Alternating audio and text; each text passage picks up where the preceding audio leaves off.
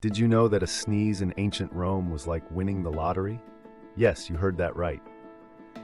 Back in the day, the Romans believed that if you sneezed, good luck was just around the corner. They would cheer you on with a loud Salve, meaning good health, as if you suddenly became the luckiest person in town. It's almost like the ancestors of our modern pilaf. Bless you, but with a twist of fortune-telling.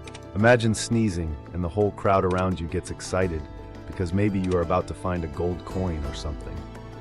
Yet these days we just think someone had too much pepper in their spaghetti. So next time you sneeze, who knows? Maybe the Romans were onto something.